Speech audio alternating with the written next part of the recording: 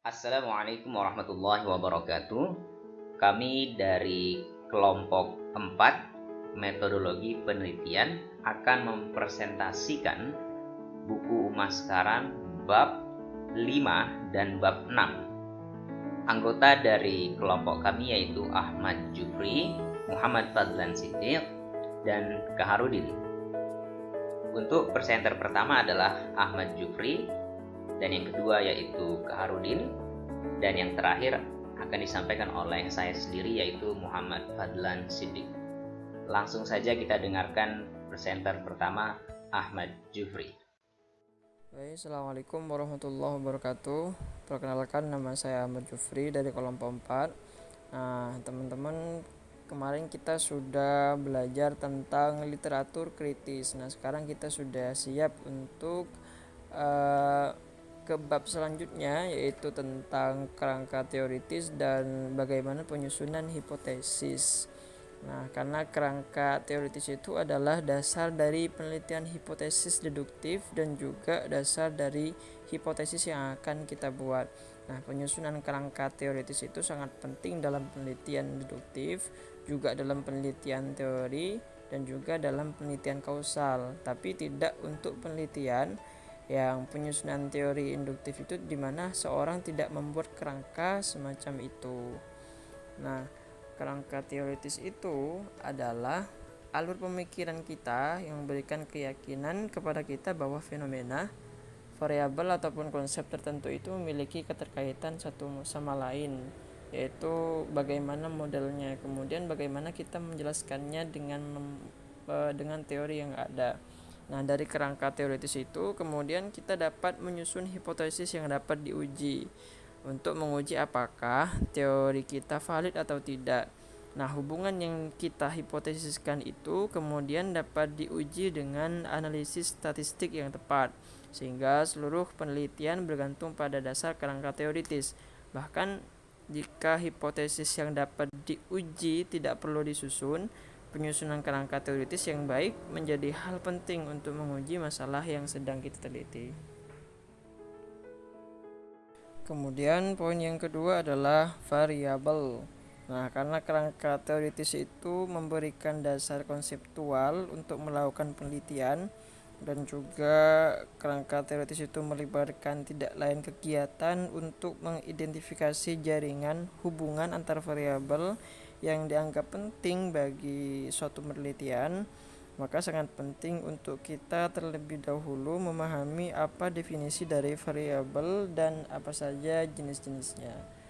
Dan pengertian dari variabel itu sendiri adalah segala sesuatu yang dapat memberikan dan mengubah nilai, karena nilai dapat berbeda dalam berbagai waktu dengan objek atau orang yang sama, atau waktu yang sama namun dengan objek atau orang yang berbeda.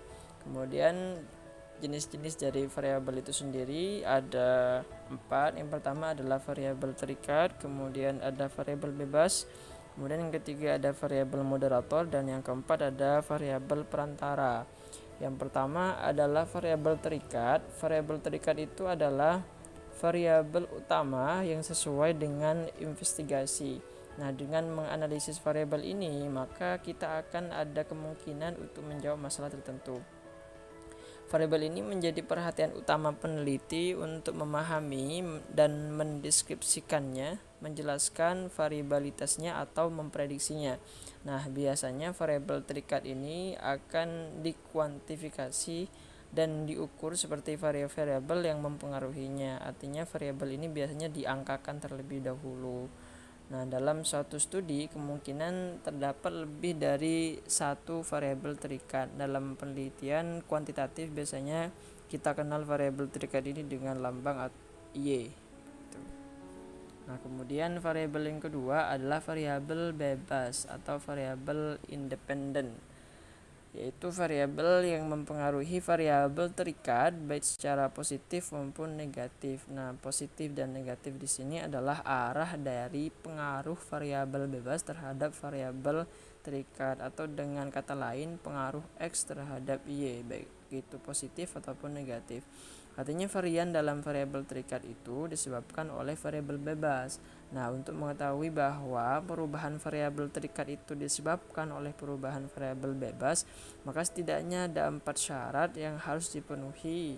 Yang pertama adalah variabel bebas itu dan variabel terikat harus berubah bersama-sama. Artinya tidak timpang ketika variabel bebas berubah, variabel terikat juga berubah. Tidak boleh ada satu pihak yang berubah kemudian pihak lain tidak berubah begitu. Kemudian yang kedua adalah variabel bebas harus mendahului variabel terikat. Artinya dalam sebab dan akibatnya. Artinya ada sebab tindakan atau perilaku dari variabel bebas yang menyebabkan perubahan ataupun efek ke perilaku ataupun tindakan dari variabel terikat. Kemudian yang ketiga yaitu seharusnya tidak ada faktor lain yang menyebabkan perubahan pada variabel terikat. Artinya variabel terikat ini perubahannya disebabkan oleh pengaruh dari variabel bebas tersebut. Kemudian yang keempat yaitu penjelasan logis yang diperlukan mengapa variabel bebas mempengaruhi variabel terikat. Artinya kita ada landasan teori yang masuk akal dalam menjelaskan bahwa variabel bebas itu bisa mempengaruhi variabel terikat. Nah, kemudian yang ketiga yaitu variabel moderator atau moderating variable, yaitu variabel yang mempunyai pengaruh ketergantungan yang kuat pada hubungan variabel bebas dan variabel terikat. Artinya variabel ini merupakan variabel ketiga ataupun pihak ketiga yang mengubah hubungan awal antara variabel bebas dan variabel terikat. Kemudian yang terakhir yaitu variabel perantara atau mediating variable. Juga kita bisa disebut intervening variable. Pengertian dari variabel perantara ini adalah variabel yang muncul pada variabel bebas yang mempengaruhi variabel terikat. Artinya terdapat kualitas temporal atau dimensi waktu pada variabel perantara. Nah, perbedaan sederhana ataupun mendasar antara variabel bebas, variabel perantara dan variabel moderator adalah bahwa variabel bebas itu menjelaskan varians dari variabel terikat.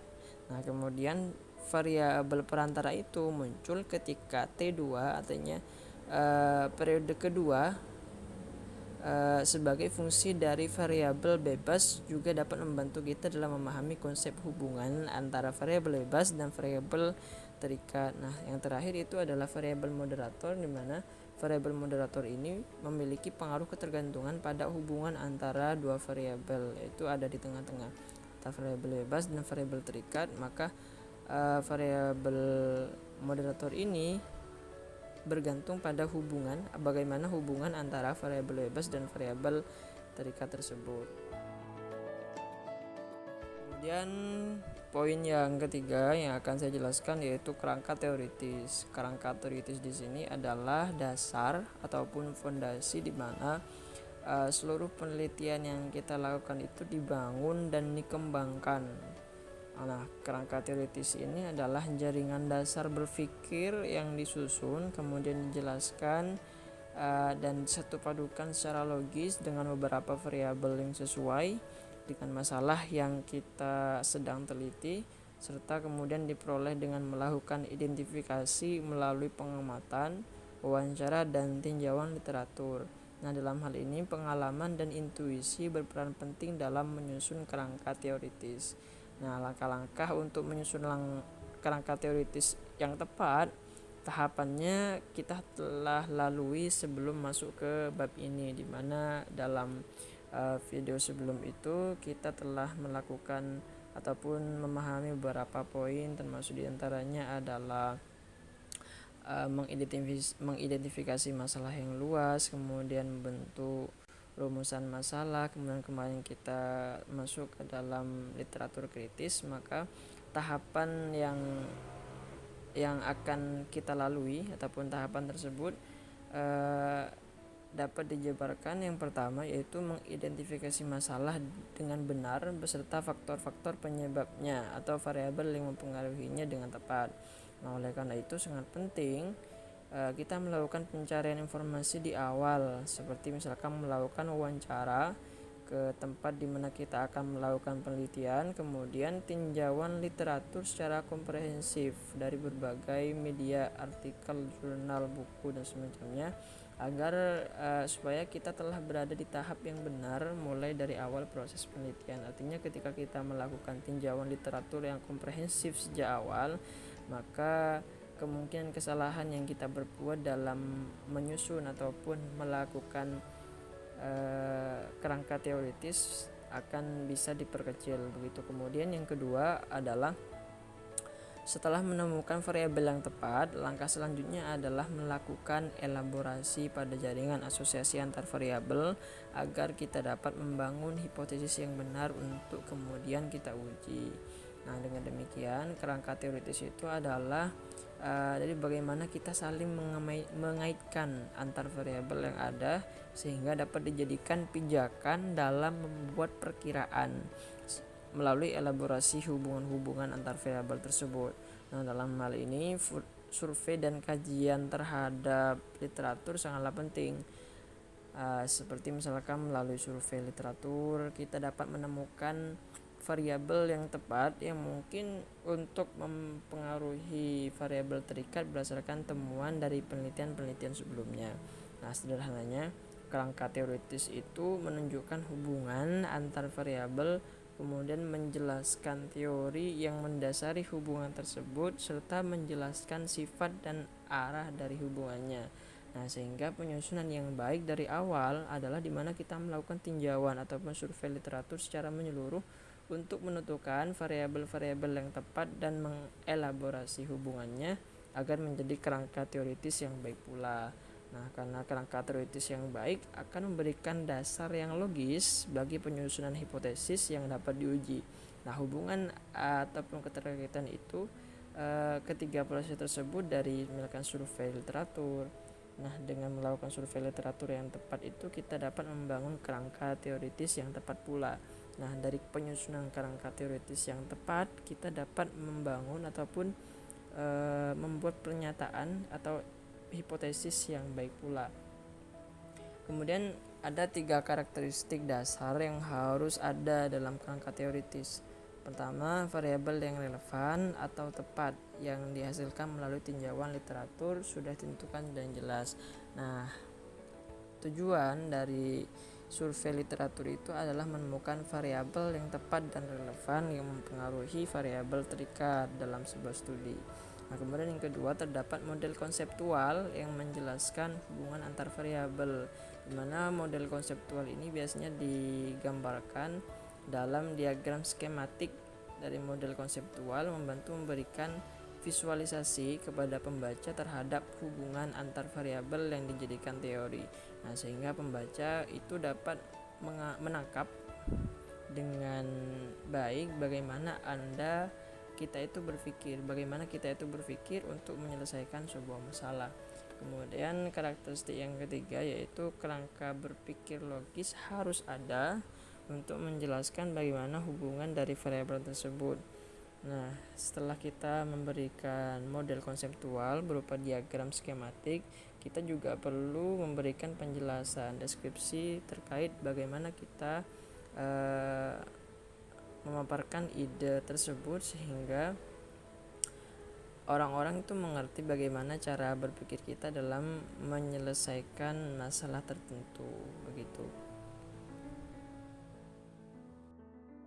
Kemudian poin selanjutnya yaitu penyusunan hipotesis. Hipotesis sendiri adalah dugaan, pernyataan atau perkiraan sementara yang dapat diuji berdasarkan data empiris yang telah kita kumpulkan dalam penelitian. Nah, hipotesis itu dibuat dari kerangka teoritis yang telah kita bangun berdasarkan survei literatur yang menyatakan hubungan dan sifatnya.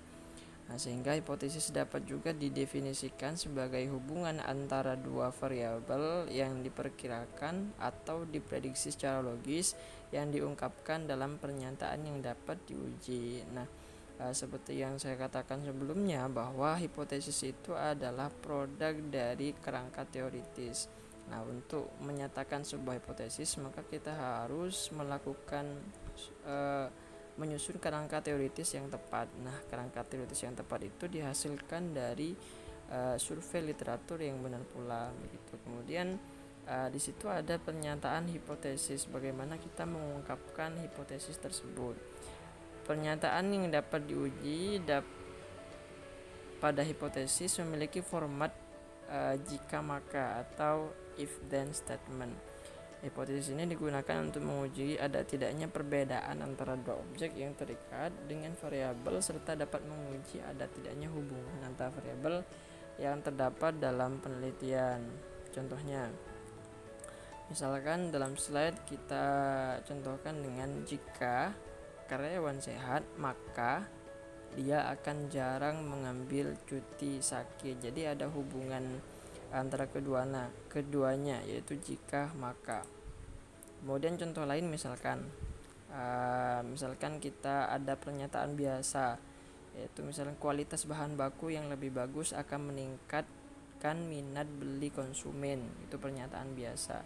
Nah, kemudian ketika kita merubahnya menjadi pernyataan jika maka akan jadi begini: jika kualitas bahan baku lebih bagus, maka minat beli konsumen akan meningkat. Nah, kemudian poin selanjutnya yaitu hipotesis direksional dan non-direksional, yaitu hipotesis berdasarkan arah dari pernyataan tersebut. Pertama yaitu hipotesis direksional atau directional hypothesis. Dari dasarnya saja, kata dasarnya itu direction, artinya menunjukkan arah, pernyataan yang menunjukkan arah. Nah, pengertian dari hipotesis direksional itu sendiri yaitu adalah sebuah pernyataan yang menunjukkan arah hubungan antar variabel. Arahnya bisa positif ataupun negatif. Kemudian juga menunjukkan sifat perbedaan antara dua objek atau lebih dalam suatu penelitian. Nah, perbedaan ini bisa dinyatakan dengan lebih dari ataupun kurang dari. Nah, saya di sini ada contoh. Pertama, semakin tinggi harga mie instan, maka jumlah permintaannya akan semakin turun. Nah, ini contoh dari pernyataan yang menunjukkan arah hubungan yang negatif, di mana jika harga semakin tinggi maka minat ataupun jumlah permintaannya akan menurun. Ini menunjukkan hubungan yang negatif. Jika ada satu yang naik, maka menyebabkan satu turun begitu. Kemudian yang menunjukkan adanya perbedaan, contohnya misal karyawan perempuan lebih sering merasa tertekan daripada karyawan laki-laki. Nah, ini contoh pernyataan ataupun hipotesis yang menunjukkan adanya perbedaan lebih sering. Nah, begitu. Nah, sedangkan hipotesis non direksional itu adalah pernyataan yang juga menyatakan hubungan atau perbedaan sama dengan hipotesis direksional tadi, namun tidak menyebutkan kemana arah dari hubungan itu atau perbedaan tersebut. Artinya, meskipun diperkirakan terdapat hubungan yang signifikan antara dua variabel, namun kita tidak dapat mengatakan apakah hubungan tersebut positif ataupun negatif. Nah, begitupun ketika kita memperkirakan adanya perbedaan dari dua objek dalam penelitian, namun kita tidak bisa mengatakan objek mana yang lebih atau kurang dibandingkan objek yang lain. Contoh, misalkan terdapat hubungan antara usia dan kebahagiaan. Ini contoh hipotesis direksional, di mana di sini hanya menyebutkan adanya hubungan antara usia dan kebahagiaan.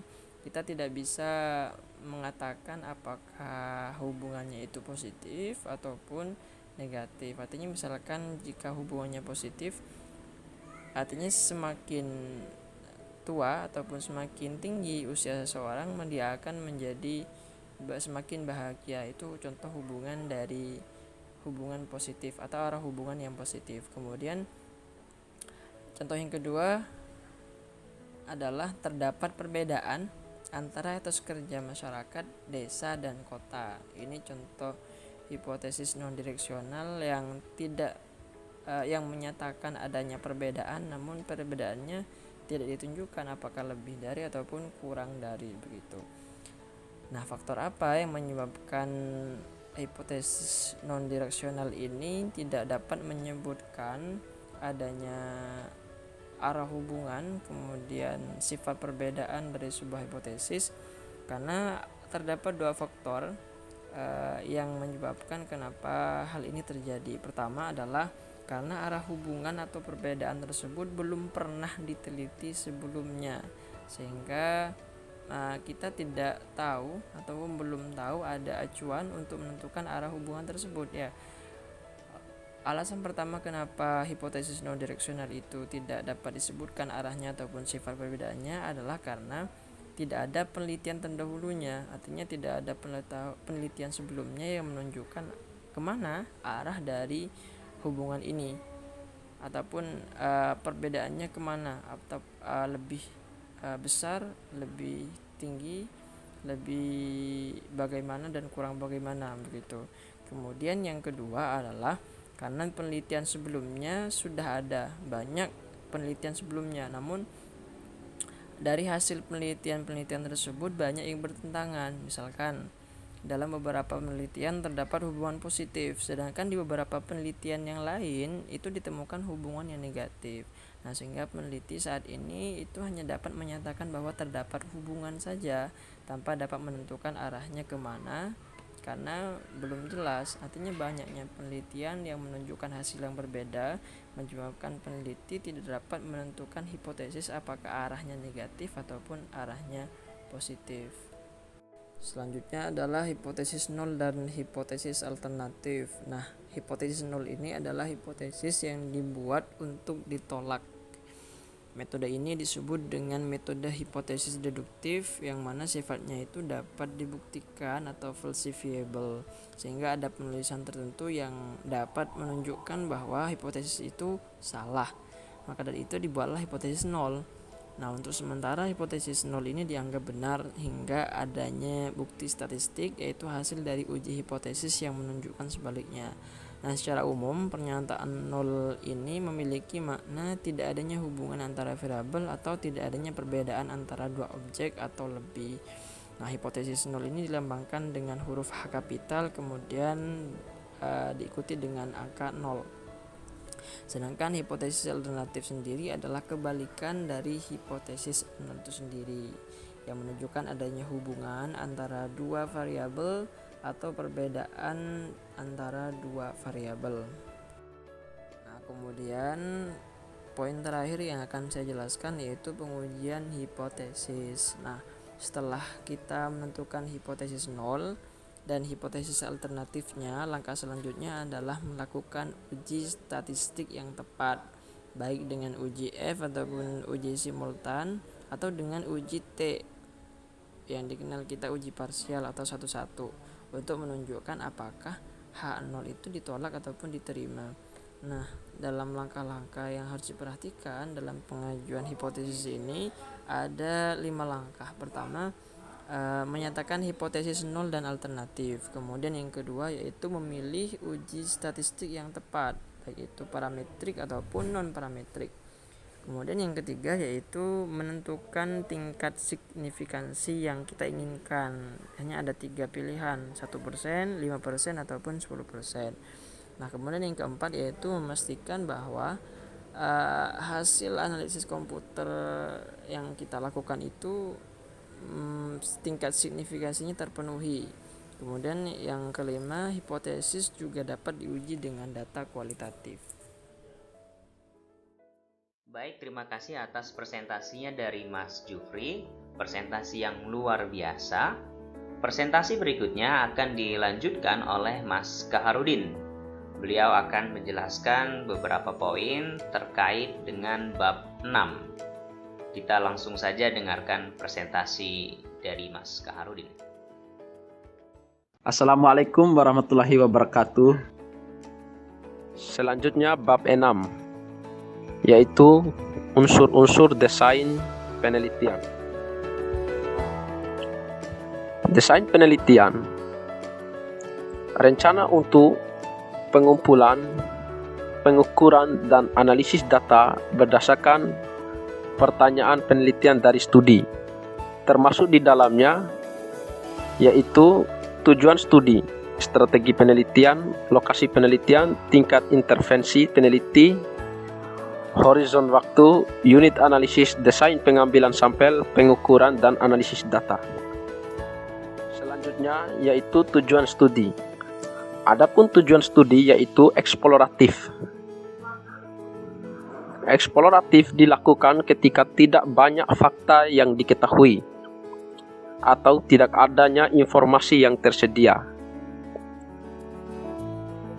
Yang kedua itu deskriptif. Deskriptif yaitu didesain untuk mengumpulkan data yang menjelaskan karakteristik orang, kejadian, dan situasi. Selain daripada itu juga dalam rangka untuk membutuhkan data kuantitatif dan informasi yang bersifat kualitatif. Yang ketiga itu kausal. Kausal dilakukan untuk menjelaskan satu atau lebih banyak faktor yang menyebabkan permasalahan itu terjadi. Tingkat intervensi peneliti. Dalam studi korelasional, intervensi dilakukan secara minimum dan arus kejadian yang normal di dalam sebuah lingkungan yang alami. Selanjutnya, dalam studi kausal, peneliti dengan sengaja mengubah variabel tertentu dalam konteks dan mengintervensi peristiwa sejauh peristiwa tersebut terjadi secara normal. Situasi studi. Situasi tidak diatur, yaitu penelitian yang dilakukan dalam lingkungan yang alami dan kejadian berlangsung secara normal. Biasanya situasi ini ada pada situasi korelasional. Selanjutnya situasi yang diatur, yaitu penelitian yang dilakukan dalam lingkungan yang dibuat-buat atau artifisial. Biasanya dalam situasi korelasional, kebanyakan studi kausal dalam situasi ini, yaitu studi lapangan, eksperimen laboratorium. Baik, terima kasih atas presentasi yang luar biasa dari Mas Kaharudin. Presentasi berikutnya akan dilanjutkan oleh saya sendiri. Assalamualaikum warahmatullahi wabarakatuh. Saya Muhammad Fadlan Siddiq. Dalam kesempatan ini, saya mencoba untuk menjelaskan strategi penelitian. Jadi, strategi dalam penelitian itu dibagi ke dalam beberapa poin. Yang pertama yaitu eksperimen. Eksperimen itu berhubungan dengan penelitian deduktif dan pendekatan ilmiah atau hipotesis deduktif untuk penelitian. Yang kedua yaitu survei, yaitu terkait sebuah sistem untuk mengumpulkan informasi dari atau tentang orang untuk mendeskripsikan, membandingkan, atau menjelaskan sikap, perilaku, dan pengetahuan mereka. Berikutnya yaitu observasi. Observasi yaitu terkait dengan pengamatan, pencatatan, analisis, dan interpretasi perilaku, tindakan, atau kejadian yang terencana. Berikutnya yaitu studi kasus. Studi kasus yaitu berhubungan dengan pengumpulan informasi terkait objek tertentu, individu, kelompok, organisasi, acara atau kejadian yang diminati oleh peneliti. Poin berikutnya yaitu teori dasar. Ya, ini terkait dengan serangkaian prosedur sistematis untuk mengembangkan teori yang dibuat secara induktif dari data. Berikutnya yaitu penelitian tindakan. Ini dilakukan ketika ingin memprakarsai perubahan dalam organisasi. Dan yang terakhir, terkait strategi penelitian, yaitu metode campuran.